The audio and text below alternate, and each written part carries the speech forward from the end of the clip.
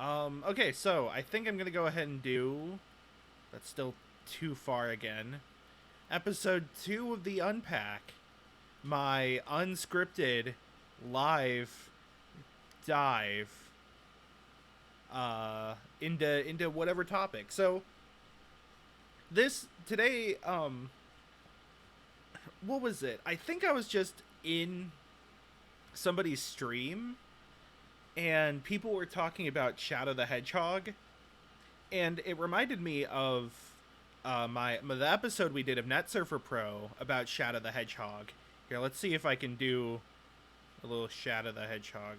He's like, and then he's like, yeah, and then he's got the really shitty drawing. I know. Here, gotta add the red. So, um, yeah, there we go. So Shadow the Hedgehog. I think after playing it again, hold on, there we go. I think after playing it again, I'm both like, I'm not as down on it as I was, like a year ago, but I'm also not up on it as I was when I was a kid. Obviously, when I was a kid, I was a lot easier to please with games. Um, but like, I think like the gun stuff is really funny, or you've got like a katana. That stuff's really funny, but like I think it plays well.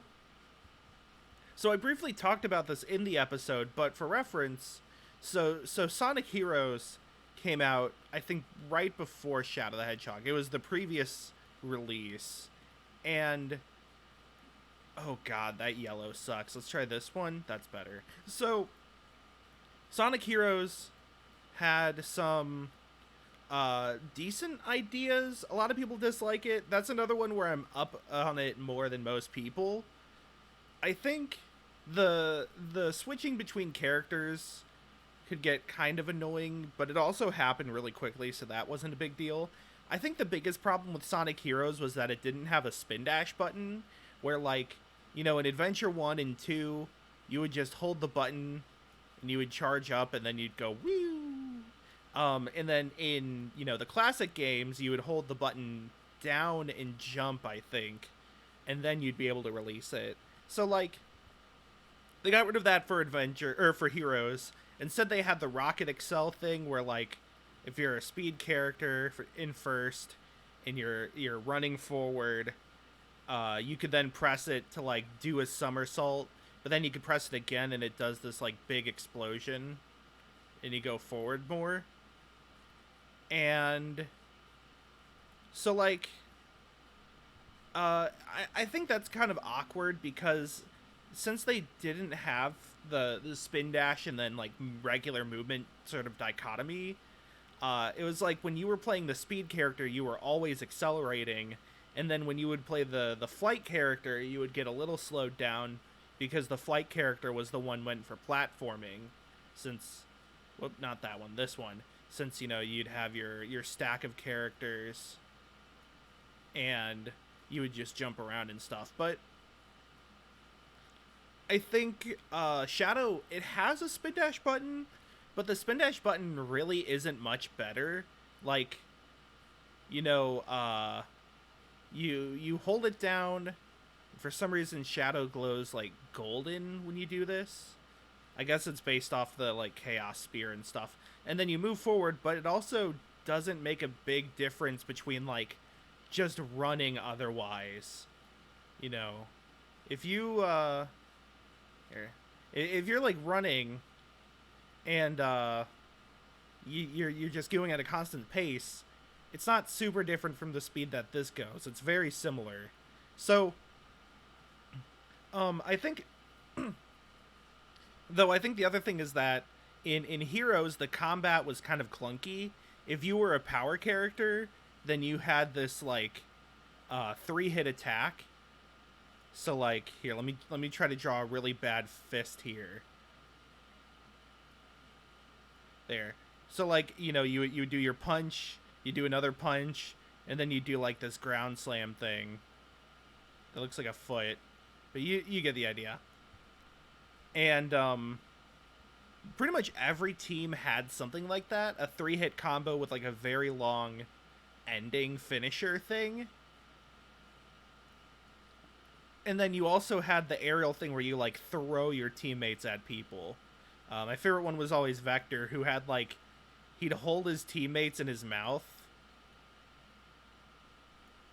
and then they would just go like, wee. I guess it'd be more of a purple for SPO. They shoot them, but so in Shadow they have the guns and the swords and stuff, but the guns especially make it more fluid because like you can shoot while running, whereas in Sonic Heroes you really couldn't.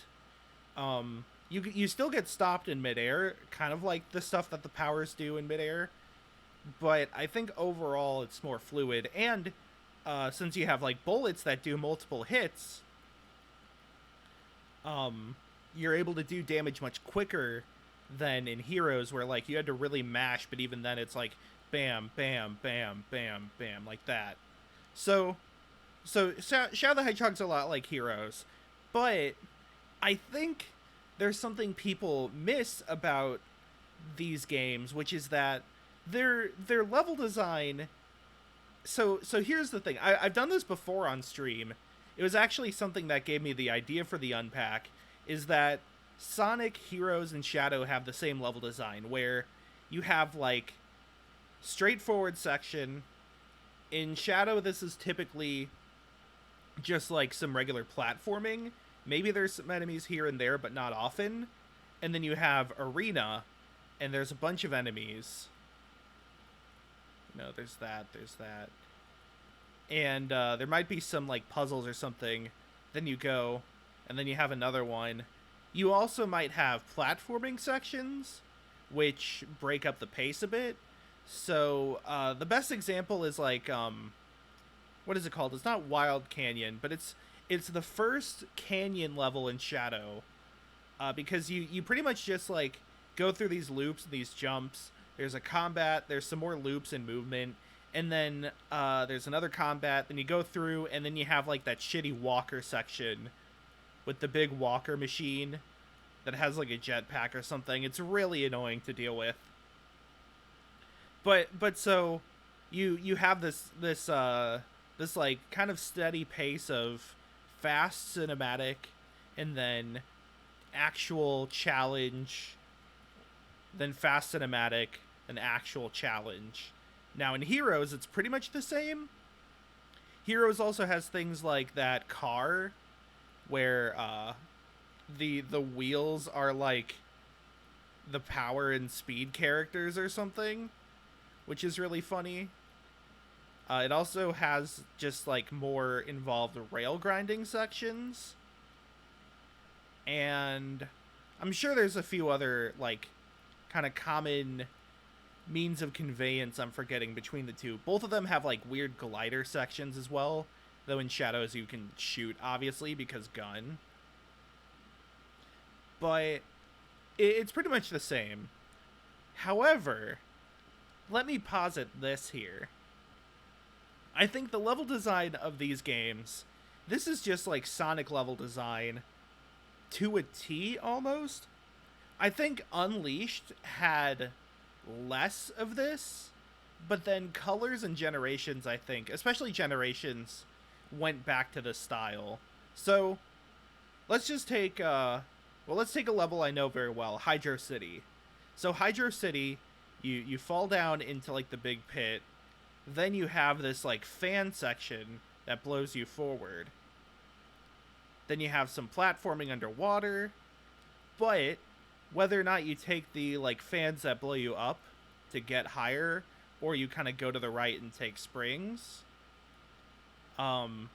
regardless, once you get to the top, you have these bridges that go like this, and then like that, and then like that. Or you have some loops, and then some of those. And then once you get to Act 2, it's even more, because then you have these water slides that go all like whoop do do do do do do, and then you kind of run along the surface of the water. And you could take those slow, but there's not much of a reason to. And so, in the end, you get this same structure of like, speedy moment here, maybe with something special to move you, maybe not, and then platforming challenge, then speedy moment. They use a lot of springs to enforce this, and usually if there's a checkpoint, it's either right before the speedy moment or right after. Usually right after, because then it'll be right before the platforming. Um, Angel Island in Sonic 3 is the same way. So, like you have run fast, you go up a slope, then there's some platforming, there's some enemies like the rhino things that a friend of mine would be really mad that I forgot the name of. And then there is this part where you're kind of like going downhill, and then it goes up, and then like you reach the waterfall, and when you get to the waterfall, there's a lot of options for how you move. There's like those platforms and everything. But then you get to another loop, or you get to like the rope swing zip line sort of thing.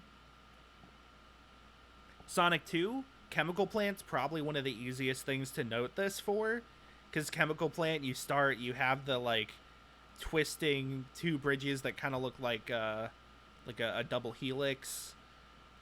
Then you do some stuff with enemies in the big old machine part. I don't know what this is supposed to be. But then you have those pipes that are like at sharp angles that take you through the level. And then Act 2, you have a similar thing where you could be like going through those pipes, they shoot you up, and then you have some enemies here like those spiders. And then you have another bridge, and then you're at that water section that everybody hates. I think the reason, by the way, everybody hates this water section is because it doesn't do as much to split up the speed portion versus the challenge portion as the earlier parts of the level do. Like, you just kind of run forward, and then you immediately have to recognize, wait, there's no platform there. It's a moving platform.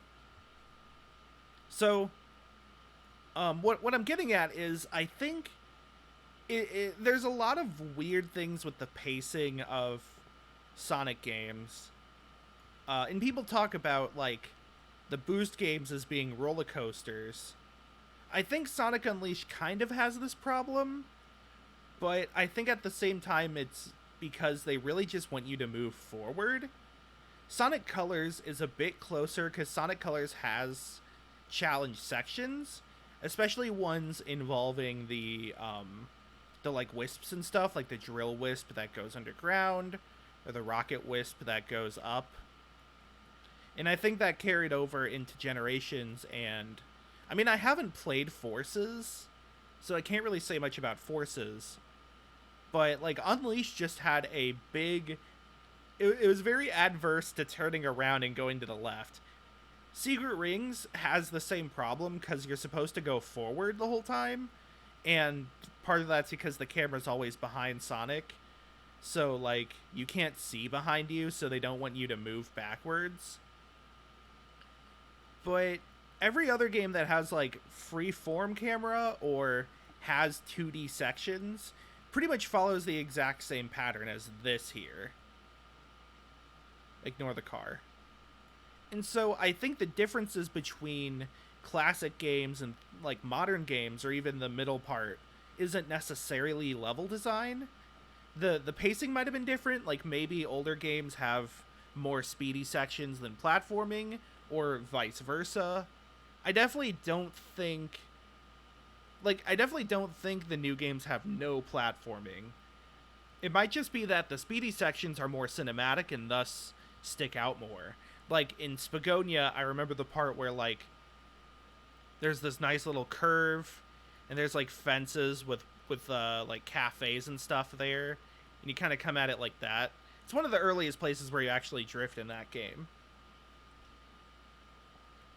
I guess though, Radical Highway Classic? I remember a lot of platforming. Anyways, Sonic Mania has this too. I think Sonic Mania puts a bit more emphasis on the challenge portions than the speed portions, but especially for like the like Hydro City, for example, you can see that for sure. I think the new levels like Press Garden are a bit more on the challenge side. But so yeah, I think the differences between the old games and new games isn't necessarily level design because the philosophy is the same. There's other reasons that there's like this disconnect. I think Heroes' biggest problem is how it splits up the roles without really making any of them fit into the old model. It's like if you were to divide classic Sonic into three. And so they have those three portions, but instead of it being like three spots along a track, it's like one portion's for power, one portion's for speed, one portion's for flight. But they all kind of move fast anyways. And so Shadow has really similar design in that regard. But it blends those a bit better. You know, the power portion, you don't have to switch to a power character who has different like who uses speed differently, I guess, and who stops in the middle of the run. Flight also, you move very slowly with Flight in Heroes, and I think it's good that they kind of got rid of that in Shadow.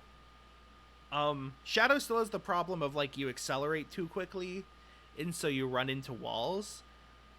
But I think there's definitely parts in classic Sonic where you accelerate too quickly, like Chemical Plant Act 2. I think my conclusion here is just that Sonic games, I think, aren't as different from each other as people say, or they diagnose problems that aren't the problem. I can understand for Unleashed, though, and Secret Rings, like I said, those are sort of anomalies. But I think the current games are much better at sticking with that classic philosophy of this design. Also, the other thing I learned is that I can't draw Shadow.